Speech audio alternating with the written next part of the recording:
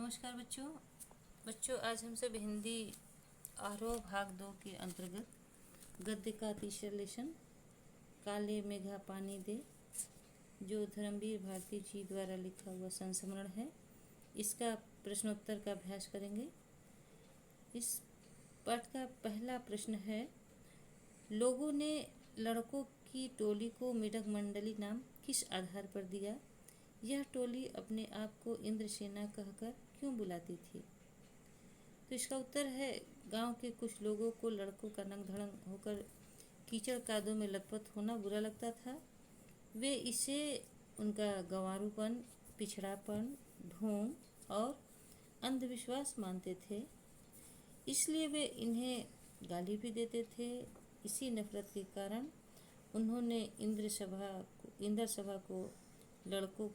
के लड़कों को मेढक मंडली की संज्ञा दी।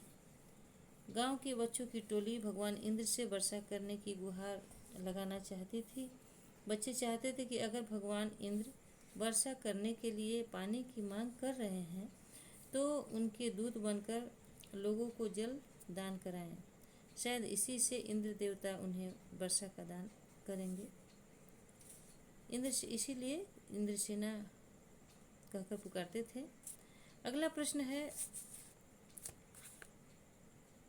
दीदी ने इंद्रसेना पर पानी फेंके जाने को किस तरह सही ठहराया? या अथवा इंद्रसेना क्या थी? जीजी ने इंद्रसेना पर पानी फेंके जाने को किस प्रकार सही ठहराया?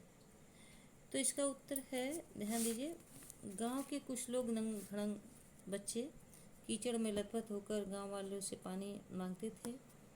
उनका विश्वास था कि ऐसा करने से इंद्र देवता प्रसन्न होते हैं और वर्षा भी होती है।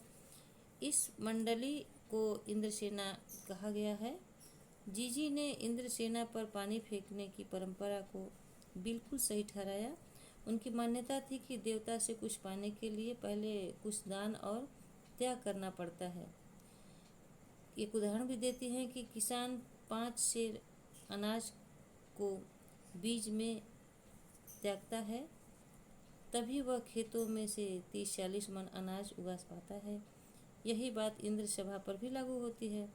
इंद्र सभा लोगों से जल का दान करा के भगवान इंद्र को भेंट कराती है, तभी भगवान इंद्र अपनी ओर से झमाझम वर्षा करते हैं। एक प्रकार से इंद्र सभा वर्षा की बुआई है। तो यहाँ जीजी का इंद्रसेना पर पानी फेंके जाने की बात सही साबित भी करती हैं। अगला प्रश्न है, पानी दे गुड़धानी दे मेघों से पानी के साथ साथ गुड़धानी की मांग क्यों की जा रही है? तो इसका उत्तर है, गुड़धानी गुड़ और अनाज के मेल से बने लड्डू को कहते हैं। गांव के लड़के बच्चे भगवान इंद्र से पानी और गुड़धानी दोनों की मांग कर रहे हैं। कारण यह है कि बच्चों को पानी पीने, नहाने, धोने के लिए पानी चाहिए और खाने के लिए गुड़धानी चाहिए।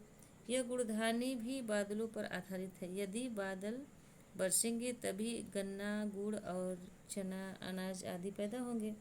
अतः गुड़धानी का दाता भी बादल भगवान इंद्र ही है और पानी का भी। अगला प्रश्न है, गगरी फूटी बैल प्यासा इंद्रसेना के इस खेल गीत में बैलों के प्यासा रहने की बात क्यों मुखरित हुई है? उत्तर है, भारत में बैल कृषि की रीढ़ रहे हैं। बैल ही कृषि की रीढ़ रहे हैं। वे ही खेतों को जोतकर अन्न उपजाते हैं। उनके प्यासे रहने से सारी कृषि के नष्ट होने का खतरा है। अतः इसमें लेखक संकेत के माध्यम से यही बताना चाहते हैं कि वर्षा के बिना खेती सूखी जा रही है। खेती के आधार कहे जाने वाले बैल भी मरे जा रहे हैं, यानी प्यासे रह जा रहे हैं। अगला प्रश्न है, इंद्रसेना सबसे पहले गंगा मैया की जय क्यों बोलती है? नदियों का भारतीय सामाजिक सांस्कृतिक परिवेश में क्या महत्व है? तो इंद्रसेना सबसे पहले गंगा मैया की जय बोलती है। कारण यह है कि गंगा भारत की सबसे पूज्य नदी मानी जाती है, पूज्य नदी है। वह भारत को अन्न जल प्रदान करती है, अतः इसे माँ की तरह पूजा जाता है। इस नदी के साथ माँ का पवित्र संबंध जोड़ लिया गया है। गंगा हमारे धार्मिक संस्कारों में भी सम्मिलित हो गई हैं। भारत के सामाजिक और सांस्कृतिक परिवेश में नदियों का सबसे बड़ा महत्व है। भारत की मानव बस्तियां इन्हीं नदियों के किनारे बसना आरंभ हुई है। इन्हीं के किनारे हमारे समाज का तथा सामाजिकता का भी विकास हुआ है। बड़े बड़े महानगर नदियों या जल स्रोतों के किनारे बसे हैं। हमारे धार्मिक और सांस्कृतिक नगर पवित्र नदियों के किनारे ही बसे हुए हैं। जैसे हरिद्वार है, बनारस है, ऋषिकेश है, काशी, ये सब पवित्र स्थल नदी के किनारे ही बसे हैं। हम अपनी संस्कृति का गान करते हुए गंगा, यमुना, सतलज, कावेरी आदि नदियों का नाम लेते रहते हैं। अगला प्रश्न है,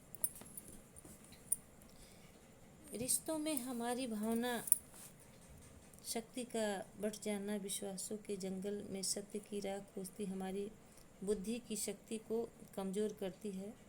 पाठ में जीजी के प्रति लेखक की भावना के संदर्भ में इस कथन का औचित्य की समीक्षा कीजिए। रिश्तों में हमारी भावना शक्ति का बढ़ जाना विश्वासों के जंगल में सत्य की राह खोजती हमारी बुद्धि की शक्ति को कमजोर करती है। यह कथन असत्य है, क्योंकि कोई भी भावना सत्य की राह में बाधा नहीं डालती। न ही जीजी की भावना शक्ति लेखक की सत्यनिष्ठा को कमजोर करती है। वास्तव में सत्य पर आग्रह करने वाले भी कई बार तर्कांध हो जाते हैं, मतलब तार्किक हो जाते हैं, जो गणितीय तर्क को देखकर ही संतुष्ट होना चाहते हैं। परंतु जीवन में उनसे भी बड़े सत्य हैं जो भावनाओं में छिपे होते हैं। मनुष्य उन भावनाओं के बिना नहीं रह पाता। जीजी ने तर्कनिष्ठ लेखक को इसी अंधता से बचाया, उन्हें असहाय कराया और लेखक उनको एहसास कराया कि केवल तर्क और प्रकट परिणाम ही सब कुछ नहीं हुआ करता। भावनात्मक सत्य भी बहुत बड़ी चीज होती है, इसके परिणाम भी बड़े सूक्ष्म होते हैं। सूक्ष्म भावनाओं के परिणाम सूक्ष्म ही होते हैं। तो वास्तव में जीजी की आस्था और भावुकता ने लेखक को जीवन के नए तथ्य से परिचित कराया है। तभी लेखक के सारे तर्क पस्त हो जाते हैं। सच तो यह है कि भावनाएं तर्क सत्य में संतुलन पैदा करती है। वे हमारी बुद्धि की एकांगी शक्ति को भी संपूर्णता प्रदान करती है। तो यह